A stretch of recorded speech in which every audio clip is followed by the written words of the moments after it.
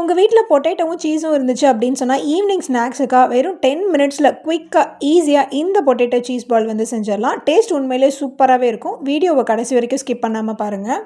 இப்போ ஒரு பவுல்ல 2 பெரிய சைஸ் பொட்டேட்டோவ இந்த மாதிரி பாயில் பண்ணி வச்சிருக்கேன். இத நல்லா ஒரு மேஷர் கொண்டு மேஷ் பண்ணிக்கலாம். இப்போ இதுல 1 டேபிள் ஸ்பூன் போல மைதா மாவு, 1 டேபிள் ஸ்பூன் போல கார்ன்ஃப்ளவர் மாவு, 1 டீஸ்பூன் மிளகாய் தூள், 1/4 டீஸ்பூன் வந்து மிளகுத்தூள் சேர்த்துக்கோங்க. தேவையான அளவு உப்பு, கொஞ்சம் போல கொத்தமல்லி சேர்த்து இத நல்லா பெசஞ்சு எடுத்துக்கோங்க. தண்ணி எதுவுமே சேர்க்கக்கூடாது.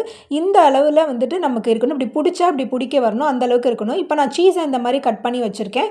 இப்போ அவ்வளோதாங்க. இதுல கொஞ்சமா வந்து ஒரு போர்ஷன் போல மாவு எடுத்து இத வந்து நல்லா இந்த மாரி தட்டிக்கோங்க. இடையில வந்து ஒரு சீஸை வச்சுட்டு இது மேலே இப்படி எல்லாத்தையும் கவர் பண்ணி ஒரு ஒரு ஒரு பா ஒரு பால் எப்படி செய்வோமோ அந்த மாதிரி நல்லா இந்த மாதிரி உருட்டிக்கோங்க. இந்த மாதிரியே நான் வந்து எல்லா பால்ஸையுமே இந்த மாதிரி நான் உருட்டி வச்சுருக்கேன் சீஸ் கொண்டு.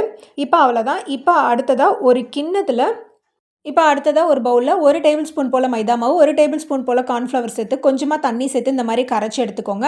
இப்போ இன்னொரு பிளேட்டில் வந்துட்டு பிரெட் கிரம்ஸ் நான் எடுத்து வச்சுருக்கேன். இப்போ இந்த ஒவ்வொரு பொட்டேட்டோ பாலையும் இந்த மைதாவில் டிப் பண்ணிவிட்டு அதுக்கப்புறமா அந்த பிரெட் கிரம்ஸில் நல்லா கோட் பண்ணி எடுத்துக்கோங்க.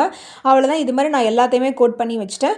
அதுக்கப்புறம் எண்ணெயை சூடு பண்ணி இது எல்லாமே வந்து போட்டு நம்ம பொரிச்சு எடுத்துக்கலாம். இது எல்லாமே ஒரே சேர பொரியணும். அது மாதிரி நம்ம வந்து போட்டு பொரிச்சு எடுத்துக்க வேண்டியது. அவ்வளோதான். சூப்பரான ஈவினிங் ஸ்நாக்ஸாக வந்து பொட்டேட்டோ சீஸ் பால்ஸ் வந்து ரெடி ஆகிடுச்சு. இது நல்லா சாஸ் கூட வச்சு சாப்பிடும்போது டேஸ்ட் உண்மையிலே சூப்பராகவே இருந்துச்சு. ஈவினிங் குழந்தைங்களுக்கு ஸ்நாக்ஸாக நம்ம கொடுக்கறதுக்கு இது ஒரு நல்ல ஸ்நாக்ஸாக இருக்கும். இந்த வீடியோ உங்களுக்கு பிடிச்சிருந்துச்சுன்னா லைக் பண்ணுங்கள், ஷேர் பண்ணுங்கள். மறக்காமல் நம்மளுடைய சேனலை சப்ஸ்கிரைப் பண்ணுங்கள்.